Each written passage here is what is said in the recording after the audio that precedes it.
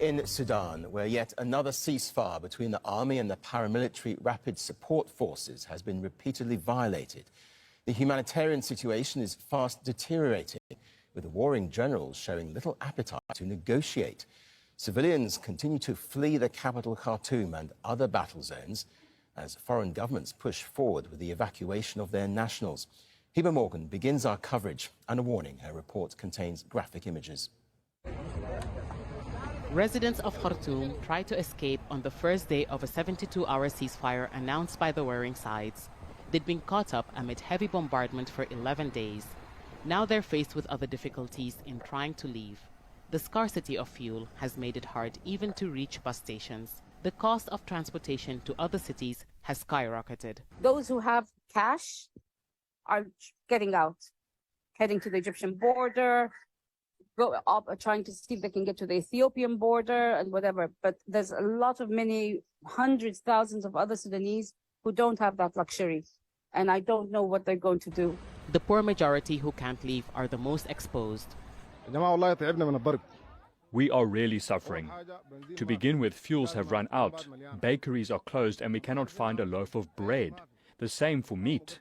Prices have soared. 1 kilo of tomatoes costs nearly $9, let alone the sharp shortage of medicines. We cannot live here or even leave to other areas. We call on the government to do something to end this war, at least to allow us to flee.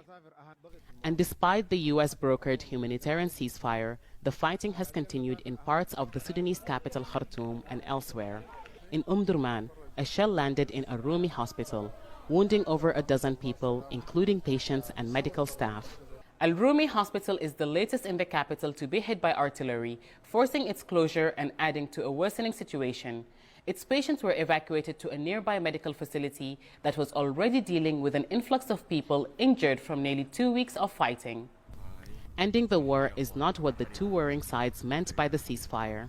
Its aim, according to the warring parties, is to allow citizens and residents to access health care or move to safe zones while foreign nationals are being evacuated.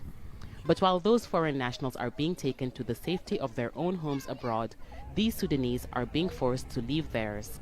Humanitarian impact of this crisis will be harsh.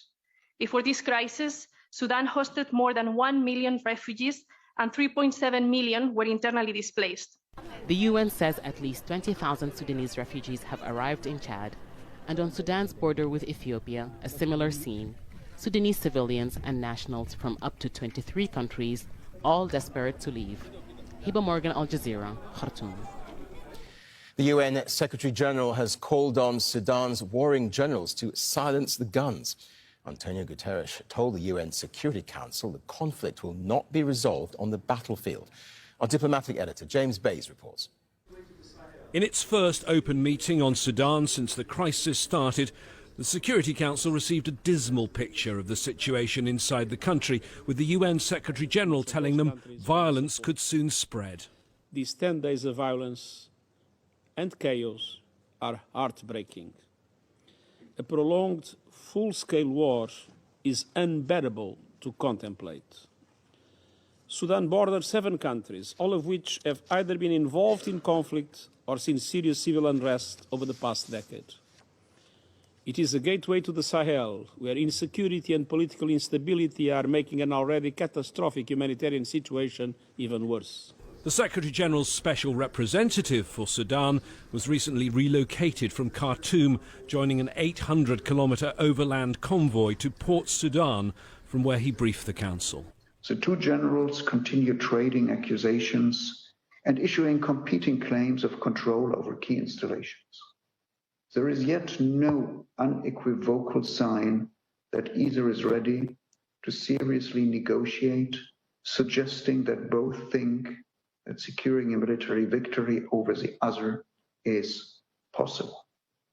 This is a miscalculation.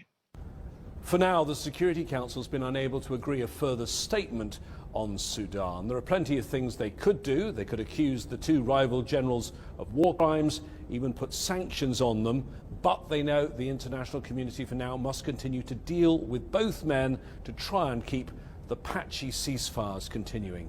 James Bays, Al Jazeera, at the United Nations. Sudan's ambassador to the UN called on members of the Rapid Support Forces to lay down their weapons and integrate into the army. He told the Security Council that a solution to the conflict will be found. I do not need physical evidence to prove the scale of the damages and suffering from this rebellion. But despite all of the above, Sudan remains a united state, assuming its functions with responsibility. We did not declare a state of emergency.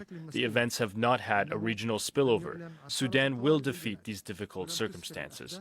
We hope to end the rebellion, and we call on the Council to understand the exceptionally urgent situation and grant Sudan the time it needs to come up with adequate opportunities to achieve positive progress that would bring Sudan to a better position and revive the demands of the revolution: freedom, peace, and justice. Thousands of people are fleeing from Sudan to neighbouring Chad. Ahmed Idris reports from Fachana in Chad, just over the border from Sudan.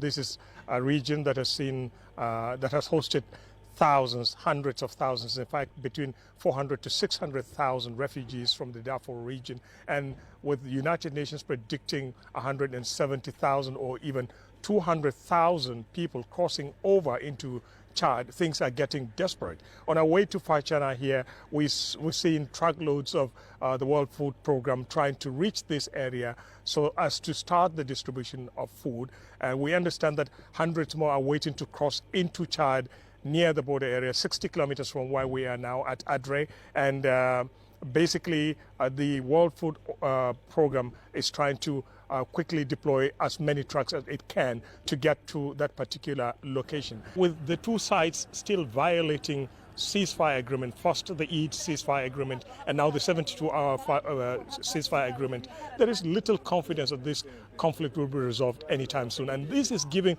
aid agencies like the World Food Programme, the United Nations High Commissioner for Refugees, a lot of concern that things will get worse in the coming days, and they are actually desperate. They don't have enough resources to deal with the problem at hand at the moment. That's the situation right now at Fachana, and 65 kilometers away from here is a border between Chad and Sudan, which is the town of Adre, where hundreds of refugees are waiting for the United Nations and donor agencies to help as much as they can.